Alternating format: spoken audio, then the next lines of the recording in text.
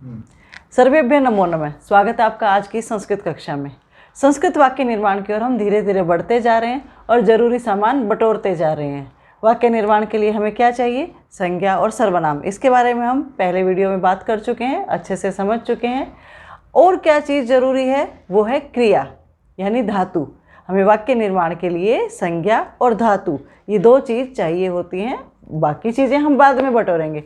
अब देखिए, धातु परिचय आज का टॉपिक है। धातु क्या है? क्रिया। क्रिया मीन्स कोई भी शब्द जो हमें कार्य का बोध कराए, जिससे काम के होने का पता चलता है, वो क्रिया है। ये बहुत जानी पहचानी परिभाषा हम बचपन से सुनते आ रहे हैं। इसी को संस्कृत में धातु कहा गया है। लेकिन धातु क्या है? क्रिया का मूल रूप है। मीन्स जो धातु शब्द है उसको हम ऐसे के ऐसे हम वाक्य में प्रयोग नहीं कर सकते। उसमें हमें कुछ परिवर्तन करने होते हैं। वो एक उसकी बेसिक फॉर्म है। तो उसका हम, जैसे यहाँ पे मैंने लिखी है गम, लिख, खाद, पीब, रच, खेल, ये धातुएं हैं। ठीक है। जब हम वाक्य प्रयोग करेंगे तो इसमें कुछ परिवर्तन हमें करना होगा। वो परिवर्तन किसके हिसाब से होगा? कि धातुओं के रूप काल, पुरुष और वचन के अनुसार बदलते हैं। यानी किसी धातु का जब हम वाक्य में प्रयोग करेंगे तो सबसे पहले हम क्या देखेंगे? काल। काल मीन्स टेंस कौन सा है, कौन से समय की बात हो रही है, वर्तमान, भूत, भविष्य कौन सा है। उसके बाद पुरुष कौन सा है, प्रथम, मध्यम और उत्तम। वचन, एक वचन, द्विवचन और बहुवचन, इन सब के बारे में हम पहले बात कर चुके हैं।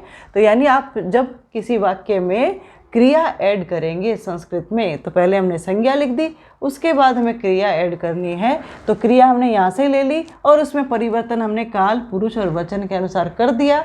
फिर हम उसको वाक्य में रखेंगे।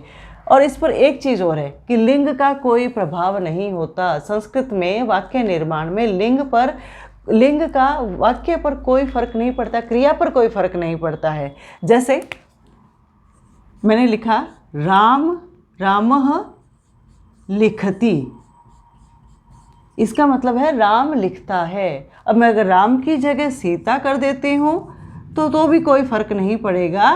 यहाँ पर सेम आएगा, सीता लिखती। यहाँ पर मैं किसी का भी नाम कर दूँ, कोई फर्क नहीं पड़ेगा। ये शब्द ऐसे का ऐसे ही आना है अगर हम इस धातु से वाक्य निर्माण कर रहे हैं और एक वचन के साथ कर रहे हैं।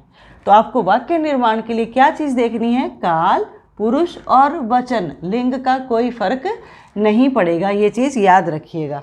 अच्छा, अब जब देखिए वाक्य हम बनाएंगे तो फिर क्या परिवर्तन करेंगे, किस तरह से परिवर्तन हमें क्रिया के मूल रूप में यानी धातु में करना है। इसमें क्या होता है, जब हम क्रिया में जो ये धातु है, धातु में हम क्या कर देते हैं? प्रत्यय जोड़ेंगे। प्रत्यय जोड़ के जो बनेगा वो उसका क्रियापद होगा। यानी उसको हम फिर वाक्य में प्रयोग करेंगे। धातु ली, फिर हम प्रत्यय जोड़ेंगे। प्रत्यय आपको पुरुष, वचन और काल के हिसाब से अलग अलग हैं, वो हम आगे सीखेंगे। उनको जोड़ना है, फिर उसको क्रियापद बोला गया है, उसको फिर वाक्य में हम रखेंगे। तो पहले हम कुछ धातुओं को जान लेते हैं, उसके बाद हम छोटे छोटे वाक्य बनाएंगे।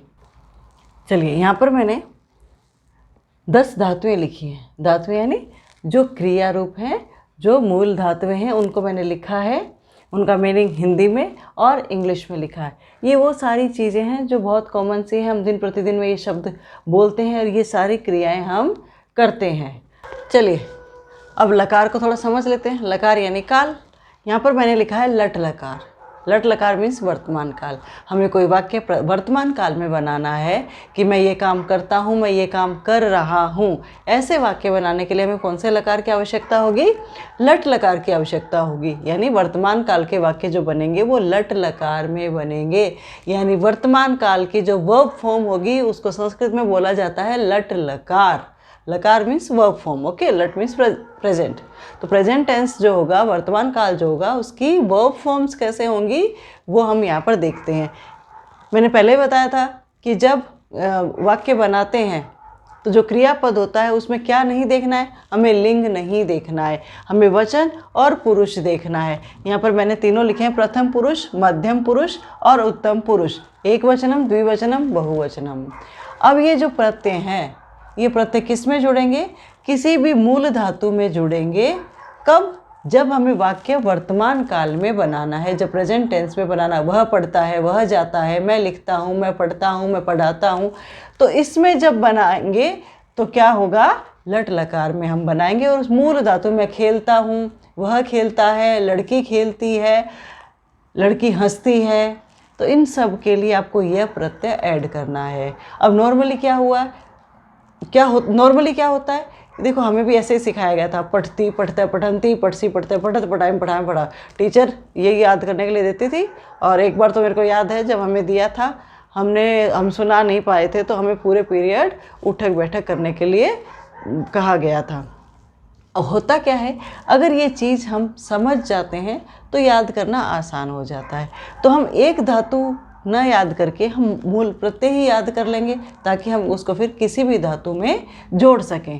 अब देखिए यहाँ पे अति है, और मैंने यहाँ पर ले लिया है पठ जो धातु है, उसमें हम इन प्रत्ययों को जोड़ के देखेंगे। ठीक है, उससे पहले एक बार थोड़ा बता दूँ, अति किसके साथ आएगा, प्रथम पुरुष एक वचन अगर संज्ञा है तो उसके साथ आप धातु जो लिखेंगे उसमें अति प्रत्यय जोड़ेंगे। अब ले लेते हैं सह। सह प्रथम पुरुष है, वह प्रथम पुरुष है ना, और एक वचन है। अब इसके साथ अति जोड़ना है। मूल धातु जो हमारी है वो है पठ है। अब इसमें अति कैसे जोड़ेंगे, अब देखिए हमें यहाँ पे अति जो प्रत्यय है वो जोड़ के इसका क्रियापद बनाना है। ठ के नीचे हलंत है, इसका मतलब ठ में कोई स्वर नहीं है। स्वर कहाँ है, स्वर ये रहा, तो ये इसमें आ जाएगा, इसको पूरा कर देगा। ये अ यहाँ से आकर के इसको पूरा कर रहा है, तो ठ हो गया। अब पीछे बच गया ती, तो स पठती, वह पढ़ता है। ये एक वाक्य हमारा बन गया, सह पठती, वह पढ़ता है। अब देखिए अतः जोड़ना है, किस में जोड़ना है, हमें पठ में ही जोड़ना है। कैसे जुड़ेगा, इसका अ आकर के इस हलंत को हटा देगा, यानी ठ को पूरा कर देगा और हो जाएगा पठता। अब इसका प्रयोग किसके साथ करेंगे हम, किसी भी द्विवचन प्रथम पुरुष के साथ, यानी दो लड़कों का नाम आ गया, राम श्याम च पठतः, राम और श्याम पढ़ते हैं। तौ पठतः, वे दोनों पढ़ते हैं। तो इस तरह से द्विवचन के साथ आपको पठतः आ गया।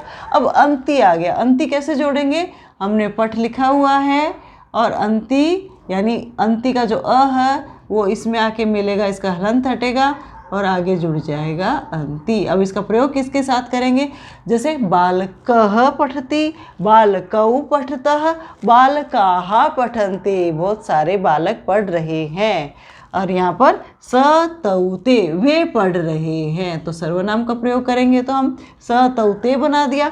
बालकः बालकौ बालकाः पठन्ति, बालिका बालिके बालिकाः पठन्ति, एक लड़की पढ़ती है। अब इसमें लिंग का फर्क नहीं पड़ेगा, अगर मैं सह की जगह सा भी कर दूंगी तो भी पठती आएगा, यहाँ पर ते कर दिया तो भी पठता आएगा, और यहाँ पर मैंने ताहा कर दिया तो भी पठन्ति ही आएगा। अगर यहाँ पर पठ नहीं होता, कोई और शब्द होता और हमें नपुंसकलिंग को प्रयोग करना होता तो तत् के साथ भी अति ही आता, ते के साथ अतः ही प्रत्यय आता और तानी के साथ भी अंति ही आता।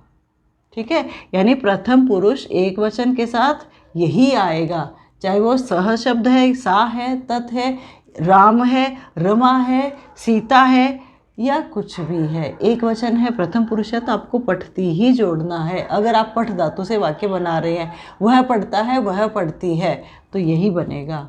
ठीक है, अब बात करते हैं दूसरे प्रत्ययों की।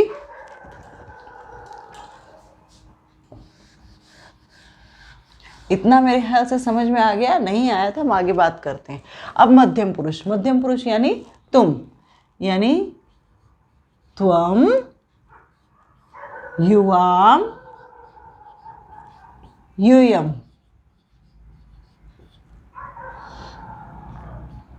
अब इनके साथ ये फिक्स है, ठीक है। प्रथम पुरुष में बहुत सारे शब्द अपने को मिल जाएंगे जिनके साथ हम इनका प्रयोग कर सकते हैं। यहाँ पर त्वम के साथ असि, असि के साथ हमेशा त्वम आएगा, अथ के साथ हमेशा युवाम आएगा, किसी का नाम वगैरह कुछ नहीं, अथ के साथ हमेशा यूयम आएगा। यानी किसी धातु में अगर हम अथ जोड़ देते हैं तो उसके साथ फिर हम यूयम का ही प्रयोग कर सकते हैं और किसी का प्रयोग नहीं कर सकते। अब देखिए यहाँ पे लिख दिया है मैंने त्वम। अब असि जोड़ना है, किस में जोड़ेंगे हम, पठ में। तो क्या हो जाएगा, ठ पूरा हो गया, पठसी बन गया। त्वम पठसी, तुम पढ़ते हो, तुम दोनों पढ़ते हो, तो क्या आएगा, युवाम तो आएगा ही। अब अथः जोड़ना है, किसमें, पठ में, तो क्या बन जाएगा, पठथः, युवाम पठथः, तुम दोनों पढ़ते हो। अगला है फिर यूयम, यूयम मीन्स तुम सब, यू ऑल, अथ जोड़ना है, पठत, तुम सब पढ़ते हो। अब तीसरा उत्तम पुरुष, यानी जो मेरे बारे में बताएगा, तो मैं कौन हूँ, अहम। अब इसमें आमी जोड़ना है, यहाँ तक अ चल रहा था, तो आ जोड़ना है, तो ठ में क्या हो जाएगा, आ की मात्रा आ जाएगी। देखिए पठ है, उसमें आपको आ और मी जोड़ना है, तो आ आके जोड़ेगा तो क्या हो जाएगा, पठा हो जाएगा, पठामी। अहम पठामी, मैं पढ़ता हूँ, हम दोनों पढ़ते हैं। हम दोनों के लिए एक ही शब्द है, क्या है, आवाम, यानी आवाम के साथ हमेशा लट लकार में आवह प्रत्यय ही जुड़ेगा, जो भी धातु है उसमें, यानी आवह के साथ आप आवाम के अलावा कोई भी शब्द प्रयोग नहीं कर सकते। आवाम मतलब हम दोनों। आवा में पठावह, पठावह हो गया, आवह जोड़ दिया पठ में तो पठावह हो गया। अब ये हो गया वयम, वयम मतलब हम, यानी आमह के साथ हमेशा वयम शब्द ही आएगा। आमह जिस क्रिया के अंत में, जिस धातु के अंत में आ रहा है, वहाँ पर आपको वयम का ही प्रयोग करना है। तो वाक्य यहीं बना लिया हमने, देखिए वयम पठामह, हम सब पढ़ते हैं। तो यानी ये जो टेबल है, स तौ ते, त्वम, युवाम, यूयम, अहम, आवाम, वयम, ये भी याद करनी है, साथ में ये प्रत्यय याद करने हैं। बस बन गया वाक्य। यहाँ से हमें सर्वनाम मिल गया या कर्ता मिल गया, और यहाँ से हमें क्रिया मिल गई। तो ये हमारा एक वाक्य बना लिया हमने। किस में बनाए ये वाक्य, हमने वर्तमान काल में यानी लट लकार में बनाए हैं। तो अब आपको काम क्या है, आपको ये सारे प्रत्यय याद करने हैं, और ये जो टेबल मैंने बार बार बोल रही हूँ ये याद कीजिए, फिर हम आगे बढ़ेंगे। तो वीडियो में लास्ट तक बने रहने के लिए बहुत बहुत धन्यवाद।